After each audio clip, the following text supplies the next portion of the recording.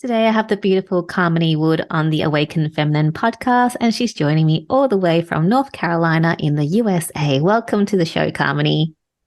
Thank you so much for having me. I'm excited to be here with you. I'm excited for our conversation.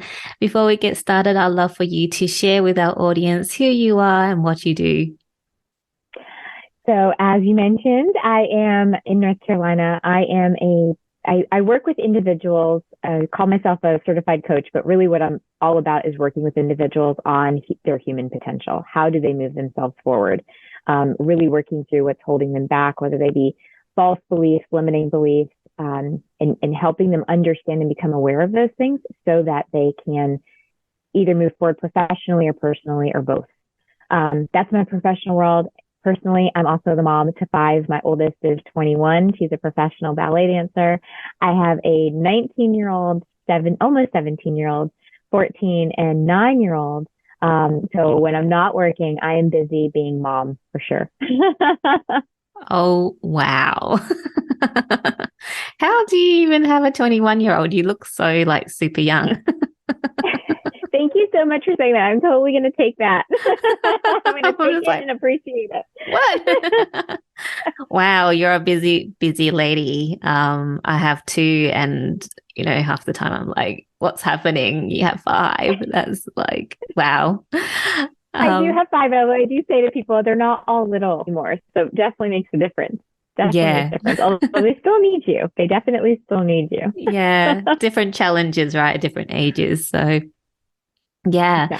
Exactly. So, Kamini, I always love to ask my guests this question before we really dive in, and that's what's your definition of an awakened feminine?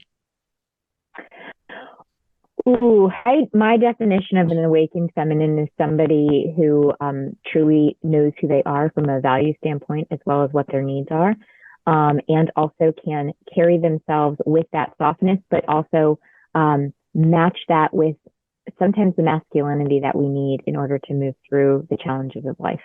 I love that definition. I love how you brought that masculinity in there as well, because as much as this podcast is called The Awakened Feminine, you can't just operate on the feminine energy. You need the masculine as well.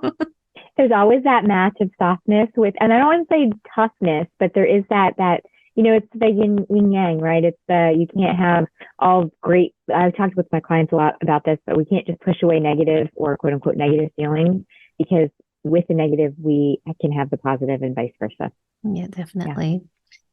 Yeah. Now, Kamini, I would love for you to talk to us a bit more about, your work. How did you get into, helping people with, realizing their potential? What was your journey into kind of stepping into this field?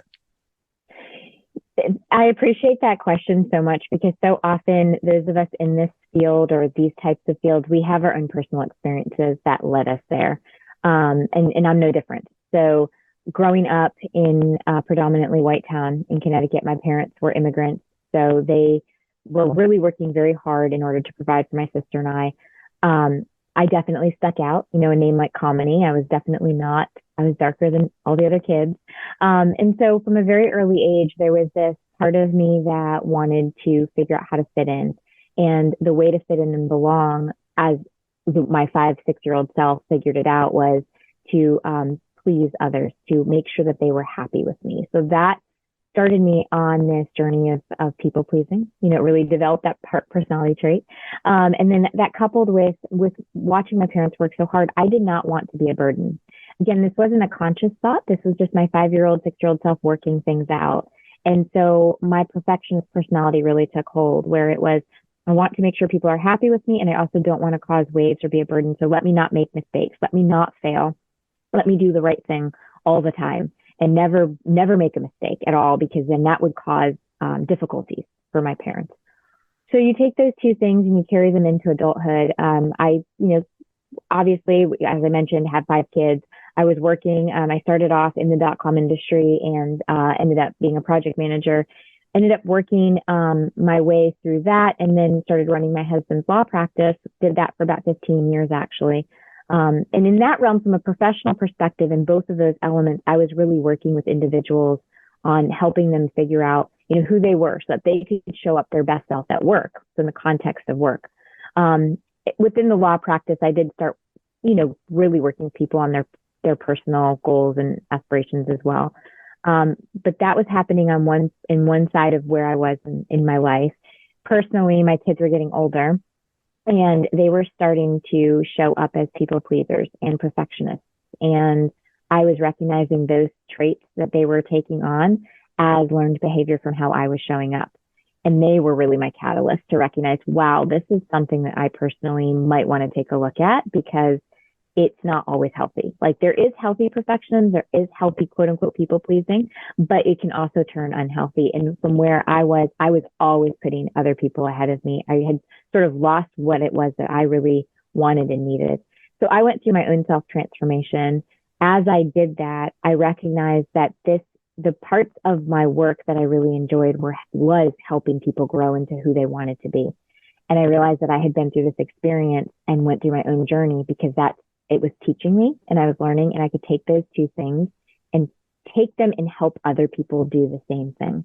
So that's when I went through certification and lots of different trainings. I've trained in different modalities of working with people, any from internal family systems all the way to acceptance and commitment-based coaching and CBT-based coaching. But truthfully, it was the experience and then that professional world that I kind of brought together and realized that was actually what I was called to do, was really lean into this idea of helping other people see what their human potential is. Wow, what a story. And I just love that, you recognize that in your kids and you went, no, this pattern is not going to keep going on, and started working on yourself. So, have your kids changed since you've done the work on yourself? So they're definitely still high achievers. As I mentioned, my oldest daughter's a professional ballerina, and my second oldest is actually a Division I athlete here in the States. So they're definitely high achievers, but they also are able to recognize that it's okay to make mistakes along the way. And I definitely have seen my other children who were showing up as people pleasers to also recognize that they don't have to overgive of themselves and they can have boundaries, which has actually been amazing to watch. Like, for instance, my 17-year-old, watching her go, teenage years are so difficult, but watching her navigate the challenges and, recognizing that some friendships might have to be let go of because she's not going to change who she is in order to make either other people happy or to quote unquote fit in. I don't take the credit for it because she is who she is and she's making those choices. But I do feel that by starting to show that it's okay to speak your mind, it's okay to say what's okay and what's not okay. It's okay to set those boundaries for myself, and starting to learn how to do that and lean into that. They then have been able to start mirroring that in their own, back to me as well as in their own way. Yeah, no, that's beautiful. And, that I think you should give credit for yourself to doing the work, because, if you didn't do the work, they can't see the role model, and they wouldn't have those, that understanding to set boundaries and speak up and all those things.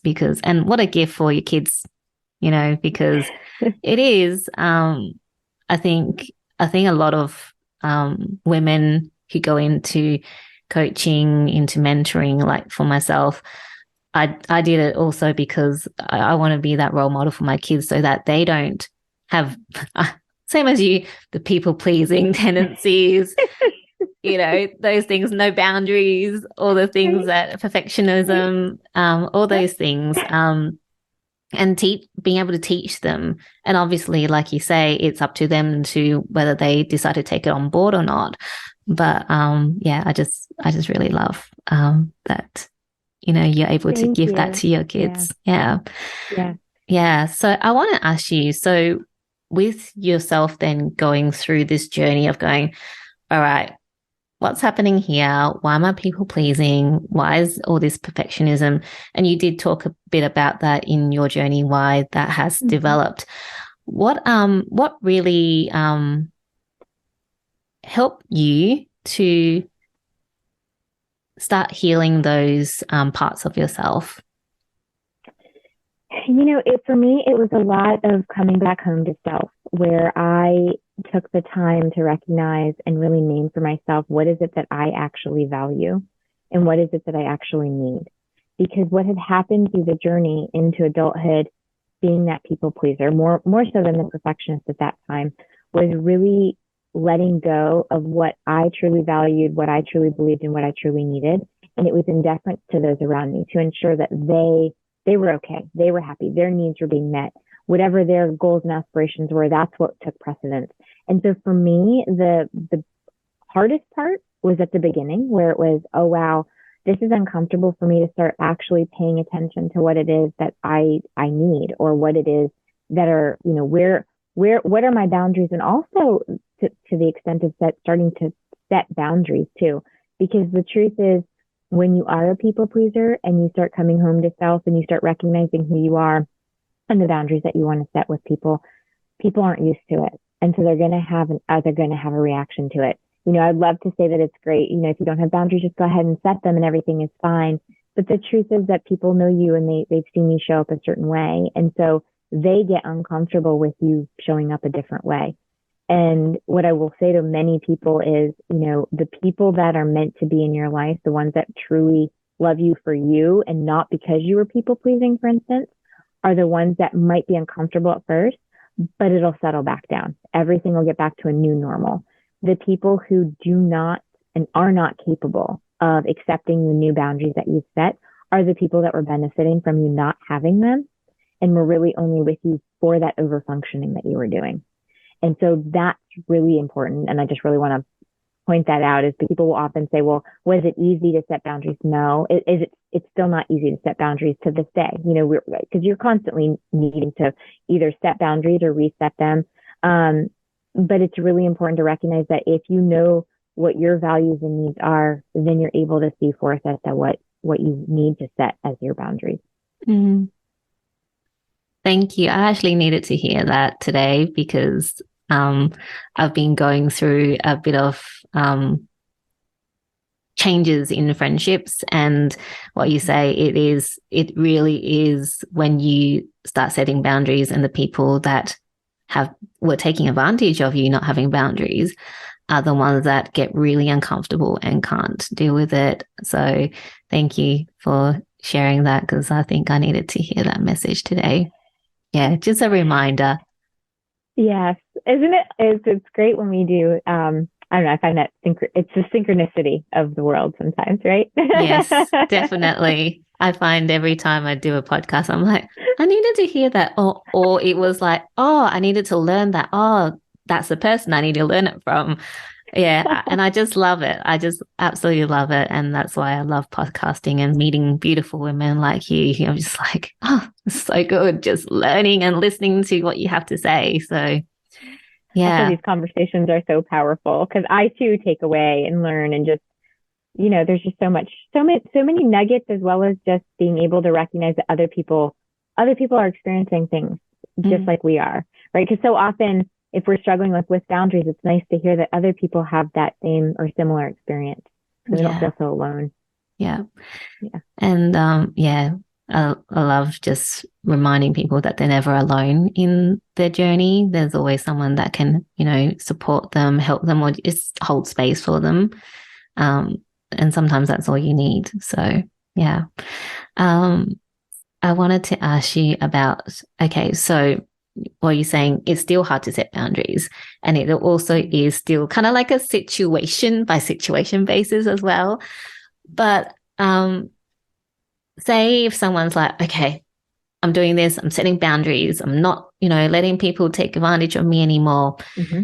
And then they start falling back into the old patterns. And then they think, I'm a failure, I can't do this. What's something that you can give our audience, to kind of go, to help them along their way to continue doing the work? Yeah. This is what that's when I say self-compassion is so important, right? It is about kindness over judgment, because what you just said, if we try to set the boundary and then we fall back into an old pattern, it is so easy to let the inner critic take over. That inner critic that just comes in and judges us and says things like, you're a failure, or this wasn't worth it. See, you can't keep the boundary. And instead it's leaning into kindness over judgment.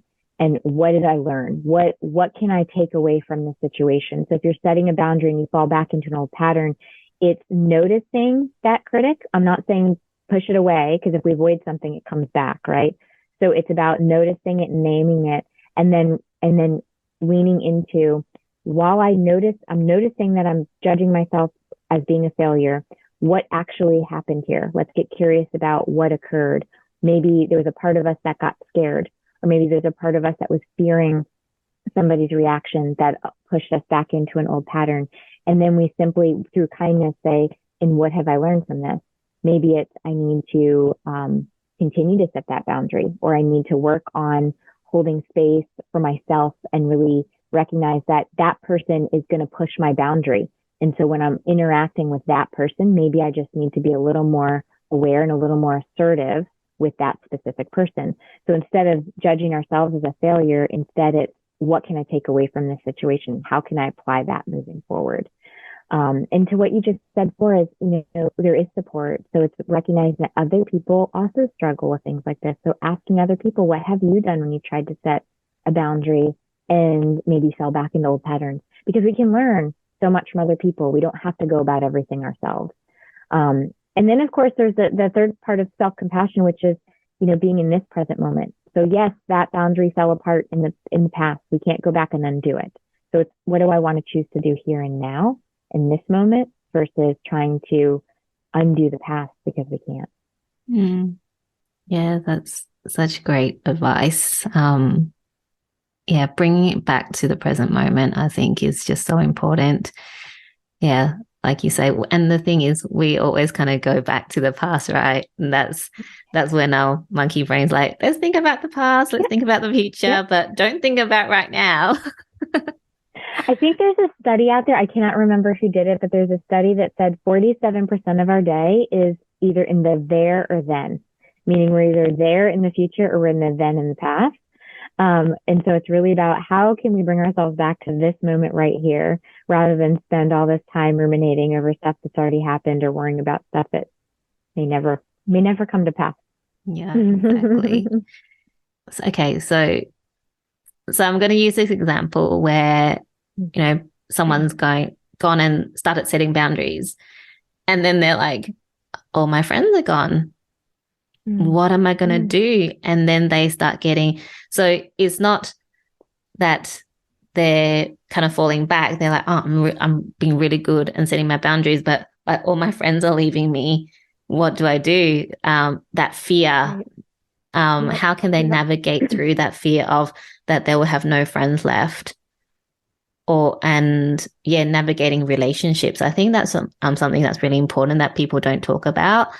Because that's a great question. Because I do think that we don't talk about that. And really what it comes down to is, first of all, naming the fear. I'm afraid and I'm scaring myself that I'm going to be left alone. And it's recognizing that, and the people that we were friends with may not have been healthy friendships in the first place because they're leaving, right? And so what that actually is an opportunity to do is to say, now that I'm truly connected with myself, now that I know what I really need in friendship, that's what I'm going to go cultivate and create for myself with the people that I, build friendships with. Because what that also shows us is that those friendships may have been built off of masking, whereby you were maybe overgiving or overcompensating. And so it really wasn't you in the first place. So that friendship wasn't actually truly who you were. And so when we name the fear, and we name not just the fear, but we name how we scare ourselves. Oh my gosh, I'm afraid everybody's leaving and I'm scared that I'm going to be left alone. Well, what's actually true is I am me, and I can go continue to create new relationships and new friendships built upon who I am, built upon my actual values and my actual needs versus a masked version of myself. And those relationships will be healthier, right?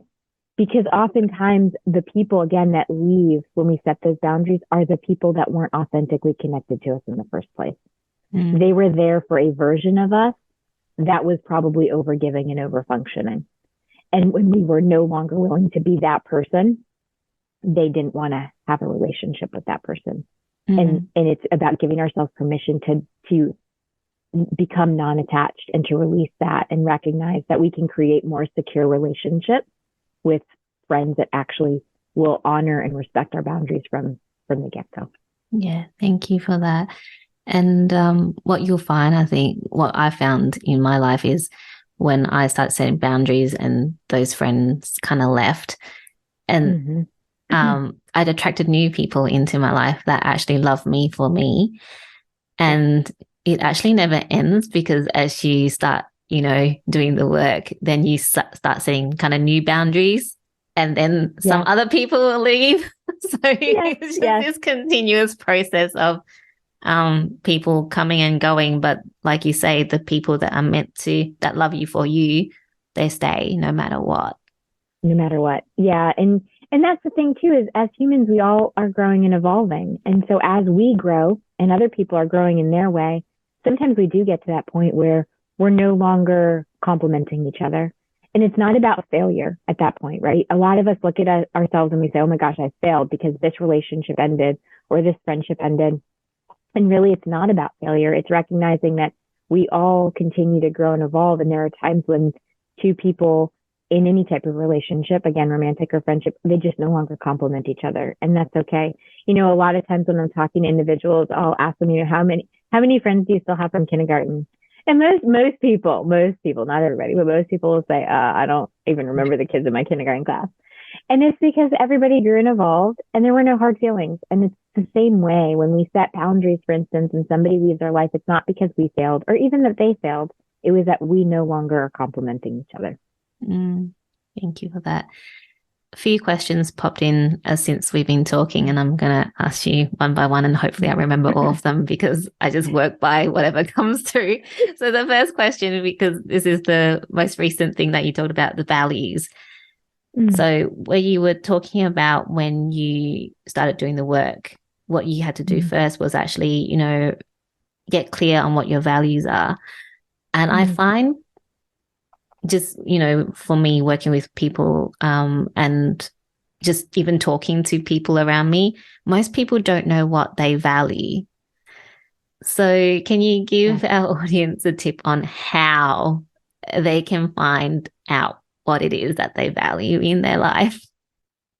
Yes, you are absolutely right. So often when I'm working with people, they struggle to figure out what it is that they value, because a lot of us, we take on the values that we were brought up with, right? So we're influenced by our culture, society, our family, and then yes, our own personality has a part in that. But so we go from children into adulthood, and we don't actually take time to slow down and say, okay, so what is it that I now as an adult actually value for myself? So one of the things that I will often challenge people to do is look at those times when you've been really happy, like really in that emotional state of happiness, contentment, joy, and pay attention to not just the situation, but when you were feeling that way, look at that and look at, okay, so what is it about that situation that was really connected to? Also, as I said earlier, you can't have the sun without the shadow type thing. You also can look at times when you felt pain or you felt grief or you felt regret, and pay attention to those, because on the flip side of those things as well is what's meaningful and valuable to you, because you wouldn't feel those emotions if you didn't value something on that other side.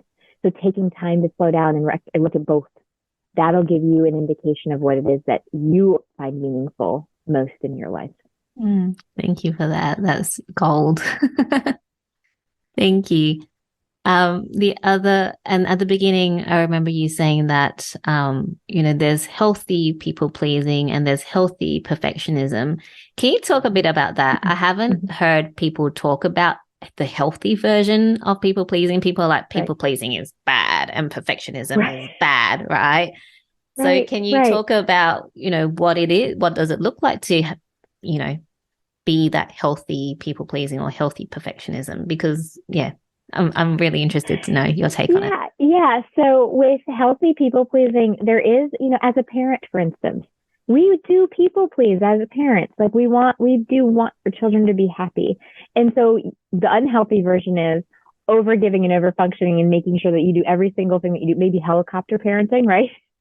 That might be the unhealthy version, but the healthy version is like, is people pleasing for, if maybe they are working really late on a project, for instance, and you sit up with them. You don't have to, but you do because you want to be a support system. That could be considered people pleasing in some regard, because technically it's their responsibility to work on that project, but you're doing it because you want to show support. Or, you people please just, you do things to make them happy. So it happens in parenthood for sure. It even happens in some relationships where you go out of your way maybe one day to pick up your partner's favorite food, or you happen to know that they're having a rough day, so you get them a coffee. That could be considered people pleasing because you're trying to make them happy. Is it really toxic? No, because it's just a coffee. We're not going overboard. However, if you're in the middle of a full day of things and your plate is so full and you're trying to get your own things done, and your partner is having a rough day, and you are like, oh my gosh, but I need to make them happy. Let me put aside all of my things in order to go get them that coffee, for instance. Now that might be leaning into toxic people where we're not paying attention to what we need to get done. And with perfectionism, there is an element of it that, we do, if we strive, like my daughter, for instance, she strives to be really good at her profession, that pushes her forward. However, it can be toxic when you don't allow yourself to make mistakes. So pushing yourself and that's something that comes up a lot with my high achieving clients, is there's such a fear that if I let go of that part of me, I'm going to get lazy and I'm not going to continue to push myself. And that's not what we're trying to do. We're not saying that it's all bad. We're not saying pushing yourself and setting these goals and giving yourself that permission to reach for those things and work towards them. That type of perfectionism, it has that healthy version. It's when we push ourselves so hard that we then say, if I make a mistake, I'm a complete failure. Or if I don't execute this perfectly well, and people are going to reject me. That's when we start leaning into that toxic perfectionism, where now it's starting to weigh on us and pull us back, and may even keep us from moving forward. And just, a lot of perfectionists get paralyzed by it when they're leaning too far into it. I generally will say that my people pleasing is actually a strength, because it allows me to be empathetic. Like, that's where I get a lot of my empathy from. However, when I lean too far into it, that's when it becomes a weakness. That's when I'm over giving and over functioning. So that would be the unhealthy version of people pleasing. Thank you for explaining that. That makes a lot of sense. So I guess it's like the people pleasing part is coming from like your cup being full already and giving from that space, rather than giving even though you're like half dead. Right. Yeah. Or giving because you don't, you're giving, you're not even paying attention to who you are, what your needs are, right? Yeah. That's when it's that unhealthy version versus, I know exactly who I am. I know what I've got going on. I actually can add this. I mean, there's that distinction between what's nice and what's people pleasing. So it's, the healthy version is more like the nice version. Yeah. Yeah. And I love your explanation about the perfectionism as well, because I think being a recovering perfectionist as you are as well, for me, I'm always like, but I have really high standards.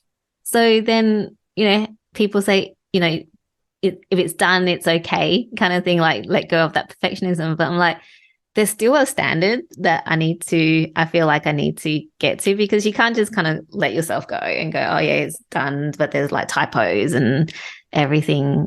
Right. Yes. It's like, I can still have my standards, but I don't have to have the rigidity. Right. It's standards with rigidity, and there's rigid rules around those standards that create the unhealthy version versus I have these standards for myself. Like, I have a standard for myself, and I do too, that I'm going to work hard, and I'm going to push myself, and I'm going to show up as best as I can. However, I don't have the rigidity of, and if you make a mistake, you've now completely failed. Yeah. If there's one typo, it's okay. You're not going to die. Exactly. Yeah. This is awesome. So the other thing I wanted to ask you, so unlocking someone's potential, right? I know for myself, it took well, I mean, it's always work in progress, but there's like just the stories that people tell themselves. Mm-hmm. What are some of the things that you really help that would help someone really to, unlock their potential and for them to even recognize that they have potential to unlock? Because a lot of people don't even see that in themselves. Honestly, it's for me, my perspective is it's the false stories and the false narratives we've told ourselves. So for individuals that I'm working with, it's a lot about becoming aware of what those either false beliefs or the narratives that they're living by, right? And recognizing that that's an old story. And that story may have served them for a certain amount of time. So it's never about judgment and saying, oh my gosh, that was wrong. Why did I spend the last 25 years with that? And instead it's, wow, okay, so that served me to this point. But now in this present moment, that narrative no longer serves me. The narrative, for instance, as like I'm working with a middle-aged woman who, she's been a stay-at-home mom for the longest time. And the narrative has been for her that she really hasn't contributed to the family because all she's been doing is at home. And it's, okay, so that served you for a certain amount of time. You're here, you've gotten your kids kind of off to college. But what if we recognize that what's actually true is that you were contributing to your family in a different way, right? What if your contribution wasn't financial, but it was all of the other things that you were doing? So what we're doing in that process is recognizing that we have a choice. It's a choice point. Do I continue living into this old story I've been telling myself, or do I want to shift into this new one? Yeah. Yeah, that's a really good example because I think for a lot of women who, stay at home, and especially if they were working before, is this like, oh, Mm-hmm. I shouldn't be spending money or, because I'm not contributing, but they forget all the other stuff that they Yes, do. yes, to make everything else happen. Mm, Absolutely. And they forget that contribution has a worth. Absolutely has a worth. mm. What do you find is the most common stories that people have that limits them from, really achieving or unlocking their potential? Mm-hmm. Yeah. Yeah. Yeah. It's generally either a belief of I'm not enough, I'm not worthy, or I'm not deserving, right? That's a big one that comes up where which is a form of I'm not worthy, right? Because they feel like they have to prove worth to show that they are deserving. And I'm not lovable comes up a lot as well. So when we're able to bring those things to the awareness, then through the work that we do, we can start challenging that and also taking those committed actions to live into what's actually true. And, again, it's always a choice point.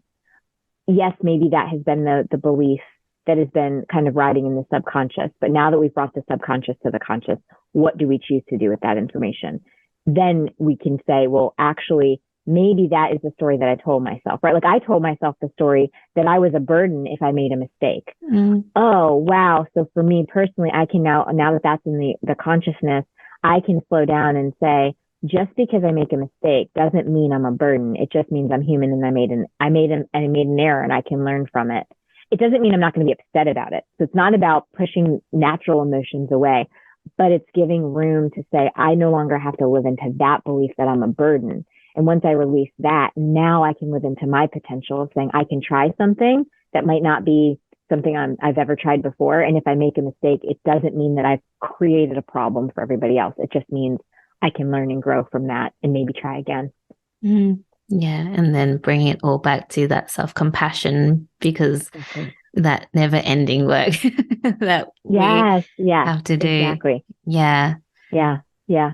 We're Yeah. always growing and evolving, really. And I think that's the thing too. Sometimes with some of this personal development work, people are like, okay, I'm going to get this and everything's going to be great. And it's like, yes, but it's recognizing that personal development, it kind of is always ongoing in some regard because we're always growing as individuals.